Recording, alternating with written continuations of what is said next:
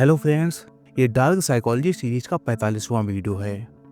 अब मैं आपको ये बताने जा रहा कि किस तरह हम खुद को मैनिपुलेशन से बचा सकते हैं। तो अगर आप हमारे चैनल में नए हैं तो हमें फॉलो कर लीजिए। तो आप लोग एक बात समझ लो कि अगर आपको खुद को मैनिपुलेशन से बचाना है तो आपको अपने लिए एक डिफेंस सिस्टम डेवलप करना होगा, जिससे कि आप किसी भी मैनिपुलेटिव स्ट्रेटजी से खुद को प्रोटेक्ट कर सकें। तो मैं आगे आने वाले 7 से 8 वीडियोस में डिफेंस के जितने भी तरीके बताऊंगा, उनका काम होगा आपकी सेल्फ स्टीम, विल पावर और अवेयरनेस को बढ़ाना। क्योंकि इन 3 चीजों को इम्प्रूव करके आप खुद को किसी भी तरह के मैनिपुलेशन से बचा सकते हैं। लेकिन आप जो अपने लिए डिफेंस सिस्टम बनाने जा रहे हैं, उसको अगर ठीक से खुद को समझ के और अपनी ज़रूरतों को ध्यान में रख कर डेवलप नहीं किया, तो आप अपने लिए बहुत सारी रिस्ट्रिक्शंस क्रिएट कर लोगे, जिसका फाइनल रिजल्ट होगा कि आप एक फुलफिल्ड लाइफ नहीं जी पाओगे और एक दिन मरकर चले जाओगे। तो मैं डिफेंस से जुड़ी जो भी टेक्निक्स बताऊंगा, अगर आप उन्हें अपनी ज़रूरतों के हिसाब से ठीक से यूज नहीं किया तो भी आपको नुकसान उठाना पड़ सकता है। उदाहरण के तौर पर, पहला उदाहरण, जैसे मान लो आप दूसरों को लेकर कुछ ज़्यादा ही स्केप्टिक हैं, यानी कि आप शंका से भरे रहते हैं कि कहीं ये मैनिपुलेटिव ना हो, तो आपकी लाइफ में जो बेहतर लोग आएंगे उन पर भी आप भरोसा नहीं कर पाएंगे। और जब तक आपको ये समझ आएगा कि वो एक बेहतर इंसान है, तब तक वो दूर जा चुका होगा। मीन्स आप एक मीनिंगफुल रिलेशनशिप बिल्ड नहीं कर पाओगे और धीरे धीरे आपको पता ही नहीं चलेगा और आप एक पैरानॉइड पर्सन बन चुके होगे। दूसरा उदाहरण, डिफेंस का एक तरीका है इमोशनल डिटैचमेंट।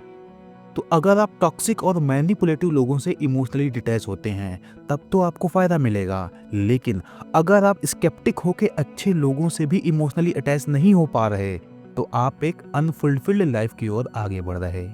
तीसरा उदाहरण, जैसे मान लो आपके अंदर ये डर बहुत ही ज्यादा हावी है कि कोई आपको मैनिपुलेट ना कर ले, तो आप इस डर की वजह से जिंदगी के नए नए एक्सपीरियंस को रिजेक्ट करोगे और किसी भी तरह का रिस्क लेने से भी बचने लगोगे और फाइनली आप बहुत कुछ मिस कर दोगे। चौथा उदाहरण, अगर आप किसी भी तरह की वल्नरेबिलिटी से बचने के लिए ओवर प्रोटेक्टिव रहते हो, तो आप अपनी लाइफ में कम से कम ये 4 चीजें मिस कर दोगे। पहली, लव। दूसरी, क्रिएटिविटी। तीसरी, न्यू एक्सपीरियंसेस। और चौथी, पर्सनल डेवलपमेंट।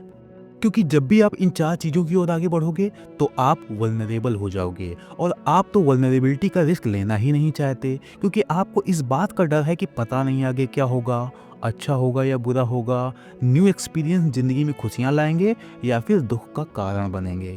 तो इन सभी डर की वजह से आप आगे बढ़ोगे नहीं और फाइनली बहुत कुछ मिस कर दोगे। पांचवा उदाहरण, जैसे मान लो आप बहुत ही ज़्यादा स्ट्रिक्ट बाउंड्रीज को इन्फोर्स करते हो, तो इससे फ़ायदा ये होगा कि मैनिपुलेटर्स तो आपकी लाइफ से दूर रहेंगे, लेकिन अच्छे लोगों से भी दूरी बन जाएगी। क्योंकि स्ट्रिक्ट बाउंड्रीज की वजह से आप अच्छे लोगों के साथ भी मीनिंगफुल रिलेशन नहीं बना पाएंगे। इसी तरह से और भी कई तरह के नुकसान आपको उठाने पड़ सकते हैं। अब एक बात और समझ लो कि जब भी आप किसी चीज़ को लेकर, किसी घटना को लेकर, किसी एक्सपीरियंस को लेकर या फिर किसी इंसान को लेकर अपने अंदर एक परसेप्शन बिल्ड करते हो, तो वो परसेप्शन इन 7 चीज़ों पर बेस्ड होता है। पहला, इंफॉर्मेशन यानी कि रॉ डेटा। दूसरा, इंटरप्रिटेशन यानी कि हाउ वी प्रोसेस इंफॉर्मेशन। तीसरा, बिलीव्स एंड पास्ट एक्सपीरियंसेस। चौथा, सोशल इन्फ्लुएंसेस एंड मीडिया। पांचवा, इमोशनल एंड साइकोलॉजिकल स्टेट। छठवां, रीइंफोर्समेंट एंड रिपीटिशन। सातवां, एक्सपेक्टेशंस एंड एजम्पशंस। और इन सातों में से किसी भी प्रोसेस में अगर डिफेक्ट रहता है तो आप गलत परसेप्शन बना लोगे और फाइनली बहुत कुछ मिस कर दोगे। अंत में एक बात और ध्यान रखो कि आप अपनी गट लेवल फीलिंग्स को इग्नोर नहीं कर सकते, क्योंकि आपकी गट लेवल फीलिंग्स आपको सच्चाई का एहसास करा रही होती हैं कि कोई इंसान कैसा है और कैसा नहीं है, या फिर किस डायरेक्शन में आपको अपनी लाइफ ले जानी चाहिए या फिर नहीं ले जानी चाहिए। वो बात अलग है कि हम गलत जीवन मूल्य, नफरत, लालच, डर और महत्वाकांक्षाओं की वजह से अपनी गट लेवल फीलिंग्स को इग्नोर करते रहते हैं। और फिर भी अगर आपका कन्फ्यूजन दूर ना हो तो आप मेरे से बात कर सकते हो। बात करने का तरीका ये रहा।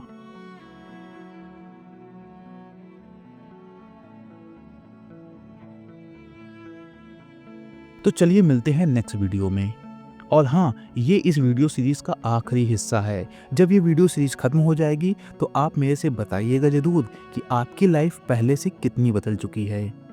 और हाँ, अब मैं ये सोच रहा कि कभी-कभी लाइव भी आया करूँ और कुछ जनरल डिस्कशन भी किया करूँ। आप क्या सोचते हो? बताइएगा ज़रूर।